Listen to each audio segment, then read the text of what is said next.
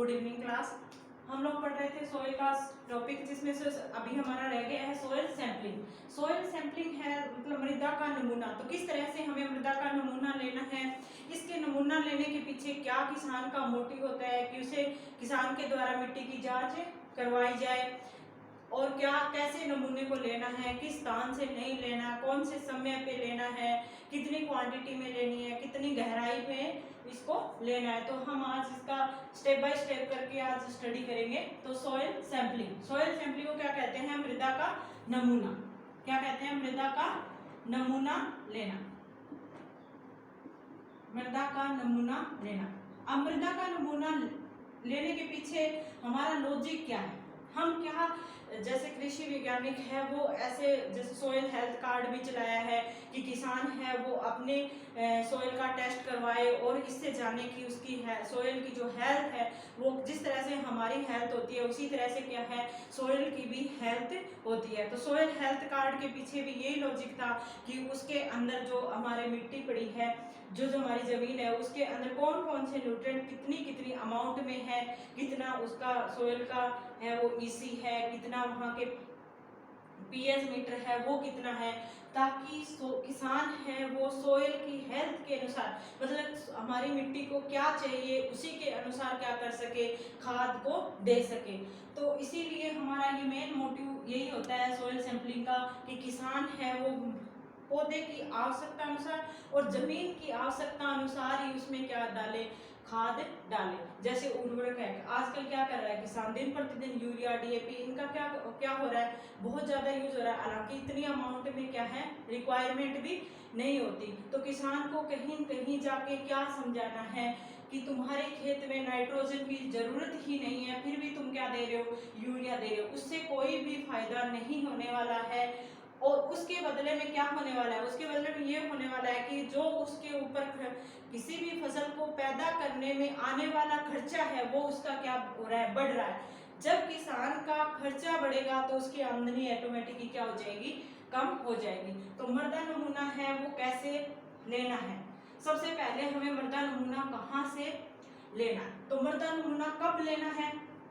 समय, मृदा नमूना या फिर सोइल सैंपलिंग, सोइल सैंपलिंग का समय क्या होना चाहिए? समय ये होना चाहिए कि फसल की बुआई से पहले, जब हम खेत की में फसल बोने जा रहे हैं उससे पहले। पर क्या है, जिस टाइम तक हमने खेत की तैयारी नहीं की है, क्या नहीं किया है, खेत की तैयारी, क्योंकि खेत की तैयारी करते ही हम उसमें क्या डाल देंगे, गोबर की खाद डाल देंगे, और भी जो बेसिक न्यूट्रिएंट होते हैं एनपीके डालते हैं, ठीक है, जिंक वगैरह भी डालते हैं। जैसे हमारे क्रॉप लगाते हैं उसी के अनुसार हम उसमें क्या डालते हैं, खाद डालते हैं। तो उस खाद के डालने से क्या हो जाता है, हमारा जो सोइल का जो नेचुरल उसमें कौन से न्यूट्रिएंट पड़े हैं, कौन से पोषक तत्व उसमें नेचुरल रूप से हैं वो हम पता नहीं कर सकते। तो खेत की तैयारी से पहले, जब हम लोग क्या करें, फसल बुआई से पहले या फिर खेत की तैयारी से पहले हमें क्या करना है, खेत में से सैंपल लेना है। अगर हम लोग क्या करें, खेत की तैयारी के समय जब हमने खेत तैयार किया था उस समय हम सैंपल नहीं ले पाए, तब हम क्या करें, हमने फसल बो दी है, जैसे मान लो कि है ये हमने फसल लगा रखी है, यहाँ पे कॉटन लगा रखी है, यहाँ पे भी कॉटन लगा रखी है। एक पंक्ति से दूसरी पंक्ति के बीच में जो स्पेस खाली पड़ा है, जो जगह बची हुई है, फिर हम क्या करेंगे, उसी जगह से क्या लेंगे, सोइल सैंपल लेंगे। अगर हमने हम सोइल का सैंपल दो टाइम ले सकते हैं, हम फसल की बुआई से पहले भी ले सकते हैं और हम क्या ले सकते हैं, हम फसल की बुआई के बाद भी ले सकते हैं। पर हम जो बाद में लेते हैं तो कब कहाँ से लेंगे, जो पंक्ति के बीच में जो जगह बची हुई है उसी से हम लोग क्या लेंगे, सोइल सैंपल लेंगे। सोइल सैंपल उसी जगह से लेना है जहां पे हमने खाद, जो पंक्ति के बीच में जो जगह है उसी से लेना है। अब मेथड क्या है, किस मेथड से हमें उसको, क्या प्रोसीजर है सोइल सैंपल लेने का? जैसे ये मृदा की क्या है, सतह है, ये क्या है, मृदा की सतह। मृदा की सतह, या मृदा की सतह ने बोल के हम क्या बोलेंगे, भूमि की सतह, या सोइल, या इंग्लिश में बोलोगे तो क्या बोल दोगे, सोइल का क्या है ये, सरफेस। सोइल क्या है, सरफेस। अब ये सोइल सरफेस है, तो सोइल सरफेस में हम लोग क्या करेंगे, खुरपी की सहायता से वी आकार का क्या करेंगे, गड्ढा खोदेंगे। कितने कौन से साइज का, वी आकार का। खुरपी की सहायता से कौन से किस साइज का, वी आकार का गड्ढा खोदेंगे। वी आकार का गड्ढा कितनी गहराई तक खोदा जाता है, 20 से 25 सेंटीमीटर। कितने साइज गहराई तक खोदा जाएगा, 20 से 25 सेंटीमीटर, क्योंकि 20 से 25 सेंटीमीटर तक जितनी भी एग्रीकल्चर क्रॉप है वो जिनकी जड़ें 20 से 25 सेंटीमीटर तक ही जा पाती है। ज्यादा से ज्यादा कहाँ तक चली जाती है, 30 सेंटीमीटर तक चली जाती है। ज्यादा से ज्यादा कहाँ तक चली जाती है, 30 सेंटीमीटर तक चली जाती है। अगर हमें क्या लगाना है, बाग लगाना है, तब इसकी गहराई कितनी है, 2 मीटर तक कर, इससे ज्यादा गहराई में नहीं जाती। ठीक है, तो हमें एग्रीकल्चर क्रॉप के लिए अगर हम लोग बात कर रहे हैं तो कितनी तक जाती है, 20 से 30 सेंटीमीटर तक हम लोग क्या ले सकते हैं, नमूना ले सकते हैं। अब नमूने में क्या करना है, जिस तरह से हमने 20 साइज का खुरपी की सहायता से क्या कर लिया है, गड्ढा खोद लिया है, तो 20 साइज का गड्ढा खोदने के बाद में क्या करना है, इस वाले साइड से और इस साइड से कितने सेंटीमीटर का, 1.5 सेंटीमीटर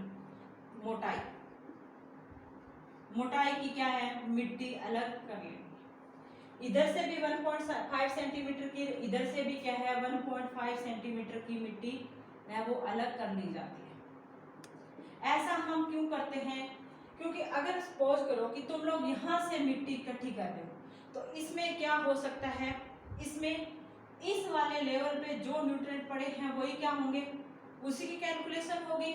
और अगर हम लोग इस तरह से हॉरिजॉन्टल न लेके किस तरह से ले रहे हैं, वर्टिकल कंडीशन में ले रहे हैं, ऐसे ले रहे हैं, तो यहाँ 0 से लेके 30 सेंटीमीटर तक हम क्या ले पा रहे हैं, सोइल का पार्ट ले पा रहे हैं। मतलब ये यहाँ तक की, यहाँ से लेके यहाँ तक की जो 1.5 सेंटीमीटर की मोटाई की जो परत हमने सोइल सैंपल के लिए ली है, वो 0 से लेके 30 सेंटीमीटर पूरी क्या कर रही है, रिप्रेजेंट कर रही है। पूरी जमीन का वो 30 सेंटीमीटर की पूरी जमीन की क्या कर रही है, वो रिप्रेजेंट कर रही है। इसीलिए हम लोग क्या करते हैं, ऐसा करते हैं। अब हमें 1 हेक्टेयर में से कितने सैंपल लेने हैं, लेना हमें किस टाइप से, ऐसे टाइप से या, अब हमें 1 हेक्टेयर से कितने सैंपल लेने हैं, तो 1 हेक्टेयर के लिए हमें, जैसे मान लो ये हमारा खेत है ना, और किसान का खेत कभी भी क्या नहीं होता, इक्वल नहीं होता, कहीं कहीं उसमें स्लोप है, ऊपर नीचे होता ही है। फिर भी हम लोग क्या करते हैं, जिसका ज्यादा इक्विलिटी है, जैसे हमें खड़ी फसल में पता चल जाता है, जैसे किसान को पता रहता है कि मेरी फसल में, मेरे खेत में कहाँ कहाँ क्या है, वेरिएशन है, तो वो 1 हेक्टेयर में अगर उसे कितना सैंपल ले, ऐसा सैंपल कितनी जगह से ले, 20 से 20 स्थानों से। कैसा ले, रैंडमली ले, जैसे एक यहाँ से ले लिया, एक यहाँ से ले लिया, एक यहाँ से ले लिया, एक यहाँ से ले लिया, एक यहाँ से ले लिया, एक यहाँ से, ऐसे ऐसे करके वो 20 से 25 सेंटीमीटर, 20 से 25 स्थानों से वो क्या लेगा, सोइल सैंपल लेगा। अब वो 20 से, ये तो क्या हो गया, अगर पहला सैंपल लिया तो वो प्राथमिक, जैसे मान लो कि आपने यहाँ से सैंपल लिया, तो इसको हम क्या कह देंगे, प्राथमिक सैंपल या प्राथमिक नमूना कह देंगे। जब हमने सभी यहाँ से लिया, सारे जितनी भी मिट्टी हमारे पास इकट्ठी हुई और उन सभी मिट्टी को हमने एक साथ मिला दिया, तो उसको क्या कह देंगे, संकुल नमूना, मतलब कंपोजिट बोल देंगे। मिक्स कर लिया तो मिक्स भी बोल सकते हैं। इस तरह से हमने 15 से 20 जगह से क्या कर लिया है, नमूना ले लिया है। अब जो हमने 20 से 25 जगह, 15 से 20 जगह से हमने जो नमूना ले लिया है, वो मिट्टी हमारे पास इकट्ठी हो गई। जैसे मान लो कि ये हमारी मिट्टी इकट्ठी हो गई, इस मिट्टी को हम राउंड में क्या करेंगे, फैला देंगे। ठीक है, इक्वल लेयर, ऐसा नहीं है कि यहाँ पे तुमने बहुत ज्यादा मिट्टी रख दी है, यहाँ पे मिट्टी रखी है, ऐसा नहीं है। इक्वल लेयर में इसको क्या कर दिया, स्प्रेड कर दिया। इक्वल लेयर में स्प्रेड करने के बाद में हम एक ऐसे खींचेंगे, एक ऐसे एंगल बनाएंगे। फिर हम लोग क्या करेंगे, इस वाली मिट्टी को हटा देंगे, इस वाली मिट्टी को भी हटा देंगे और इन दोनों मिट्टी को क्या कर लेंगे, मिक्स कर लेंगे। इसकी और इसकी साइड दोनों मिट्टी को, इसको और इसको हटा दिया और 1 और 2 वाली मिट्टी को रख के फिर से हम क्या करेंगे, इसी तरह से बिछाएंगे और ऐसे करेंगे। फिर हमने 1 और 2 लिया था, आपकी बार 3 और 4 ले लो, 1 और 2 को हटा दो। ऐसे करते करते कितने टाइम तक हमें ऐसा करना है, जब तक हमारे पास कितनी मिट्टी न बच जाए, 500 से 700 ग्राम तक न बच जाए, तब तक हमें क्या करना है, ऐसा प्रोसीजर अपनाना है। जब तक हमारे पास कितना न बचे, 500 से 700 ग्राम तक जो मिट्टी है, सॉइल सैंपल है, वो न बच जाए, तब तक हमें ऐसा करते रहना है। जब हमारे पास 500 से 700 ग्राम मिट्टी आ गई, तो अब हम इस मिट्टी को क्या करेंगे, इस मिट्टी को हम लोग छाया में, है ना, कोई भी शेड में, धूप में नहीं सुखाना है। क्यों नहीं सुखाना है कि जैसे ही धूप में सूखेगा तो उसके अंदर, है ना, सब जो भी केमिकल कंपोजिशन होती है वो क्या हो जाती है, चेंज हो जाती है। तो इसको छाया में सुखा लेना है। सुखाने के बाद में इसको क्या करना है, पैक कर देना है।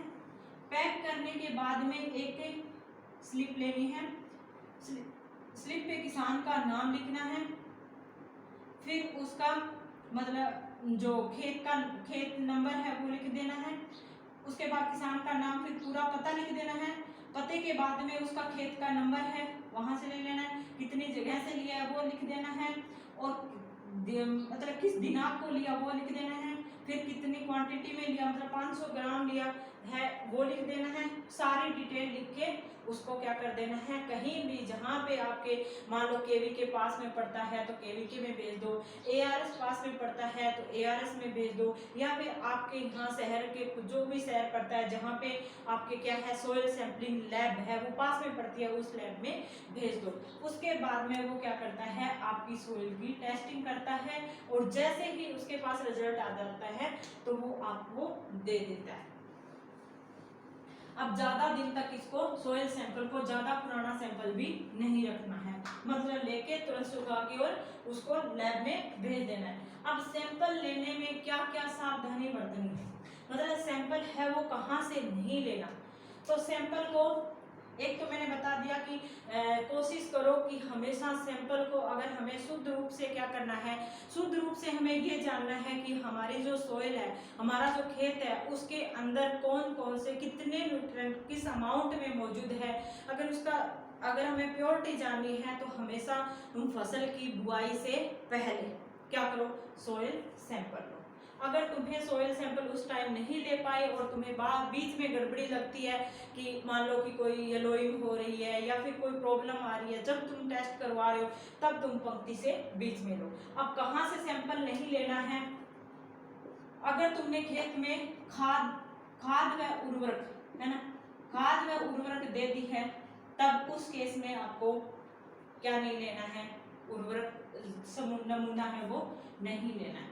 दूसरे केस में कहाँ से नहीं लेना है, जहाँ पे आपने क्या किया है, जहाँ पे फरो बनाया है, जैसे मान लो कि आपने ये फरो बनाया है और यहाँ पे क्या है, फसल उगाई है, चाहे लास्ट ईयर की फसल हो, है ना, जैसे मान लो कि आपने अभी गेहूं काट दी और उसके बाद में ये फरो बने हुए यहाँ पे गेहूं लगी हुई थी, तो इस वाली जगह से हमें क्या नहीं लेनी, फरो से हमें क्या नहीं लेना, सैंपल नहीं लेना।